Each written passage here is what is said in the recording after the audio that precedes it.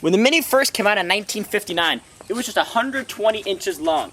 When they reintroduced it in 2002, it grew to over 140 inches, but it still maintained that character, that uniqueness, and has added some things like comfort, safety, and even a supercharger.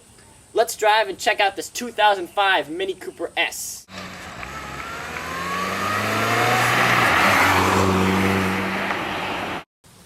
Now, of course, the story of any Mini Cooper S lies right under the hood.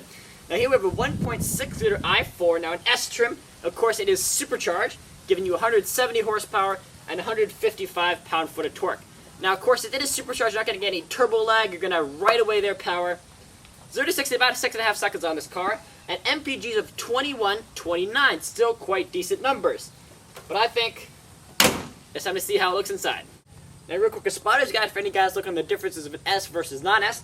We have this functional hood scoop right in the front, these cool side markers, and the back we have a spoiler and dual center exhausts. As soon as you step inside the car, you can see that uniqueness and character that the Mini is really known for. Now, Mini is owned and built by BMW, and you can tell that from everything inside here. All the materials are nice, soft touch, no hard, cheap plastics, and really everything is built to last. This car is 10 years old, and all the buttons still work flawlessly. Then we have these cool toggle switches down here, these cool circular air vents, but everything's really dominated by this big central speedo. Now, some have complained it's a little annoying to go from up here to down in the middle to see your speed, but you do have a digital speedo built in on your tach, so that's not an issue. The only problem is if mom is with you. It doesn't really matter where she's sitting, she can tell that you are speeding. And other than that supercharger making all that noise, we do have a pretty good stereo here as well. Now, it's the same as all the BMW ones, so it works extremely well. We have AM, FM, but no silent radio, no HD radio, or any Bluetooth streaming connect to your phone.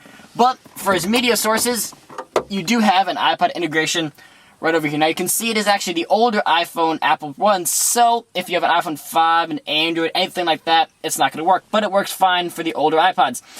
Now, as you can see, charging is not supported, so you only have playback, and that's it. And now you can either change songs just on here, or as well as all the buttons on the steering wheel.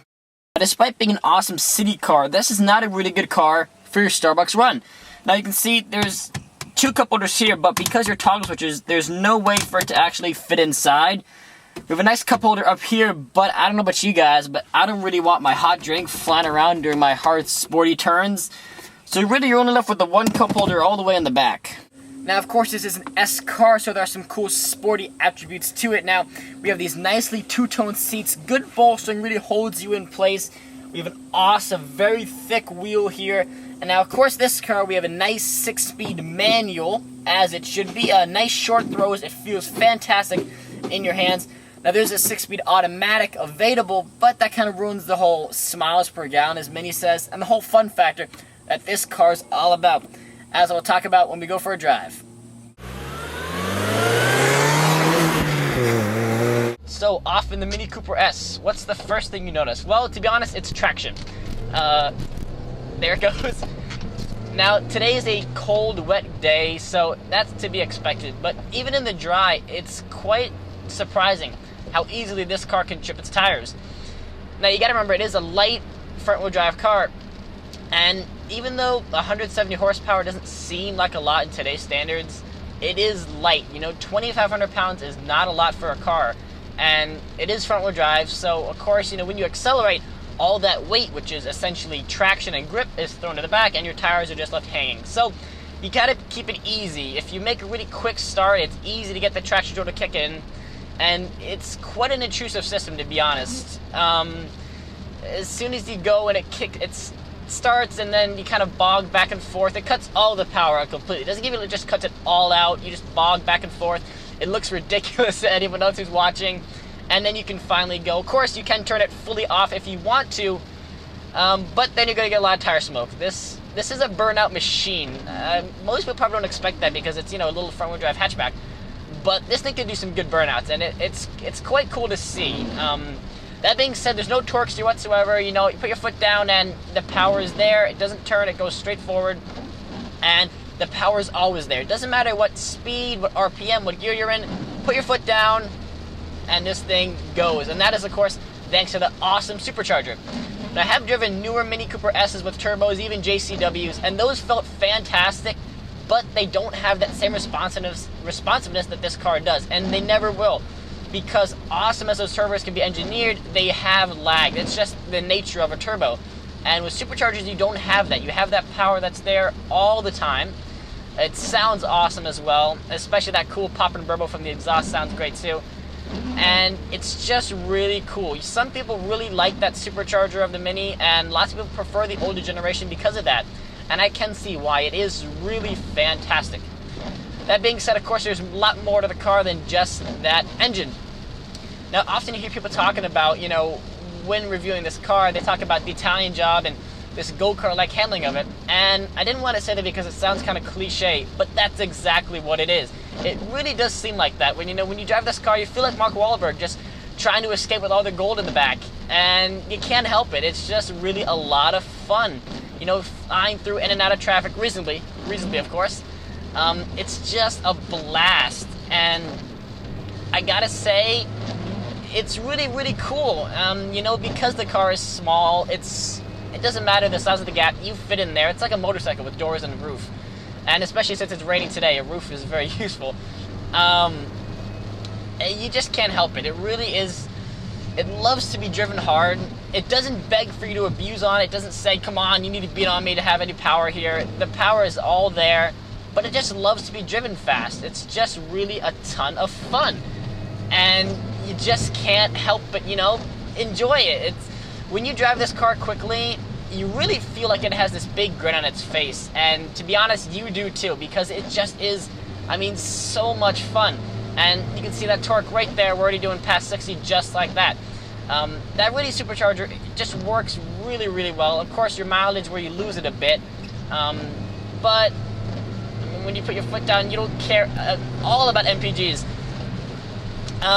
That being said, yeah, the go-kart-like handling, it definitely is what I see what they mean there. This car handles very well. There's no understeer whatsoever, just completely neutral balance the entire way. Woo!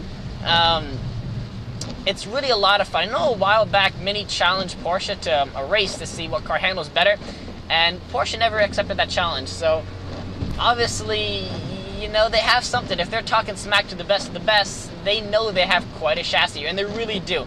This car handles beautifully. Woo! And like I said, just so much fun.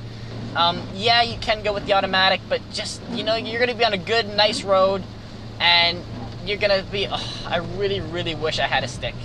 And it's so much better. Woo! Like I said, you just can't help it. This is such a fun car to drive.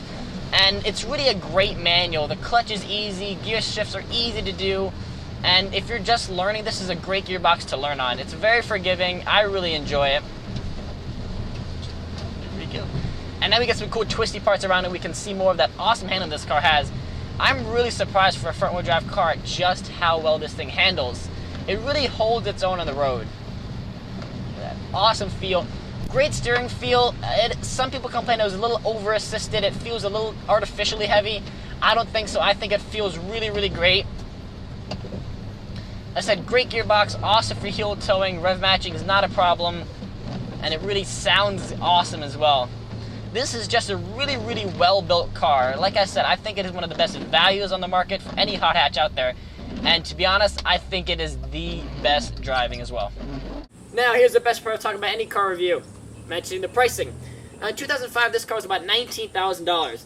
A couple of options in there ended up being $23,000, $24,000. Fast forward to today's times, $19,000 buys you a base Cooper. Now, an S, you gotta spend a little more, about $23,000, $24,000. Now, there's a new model coming out, so be aware for that. Now, like I said, it's a BMW at heart, and that means when you build yours, the options can get crazy. Check up a couple boxes, and you're looking at $30,000, $40,000 pretty easily. And to be honest, then I would just get a completely no option 320i and call it a day. But the Minis are really cool, and as long as you keep them nice and base, it's really not a bad price at all. And they hold their value exceptionally well. 05s like this can be found in the $10,000 to $50,000 range without a problem. And to be honest, at that price, you have one of the coolest, funnest, most iconic hot hatches in the market.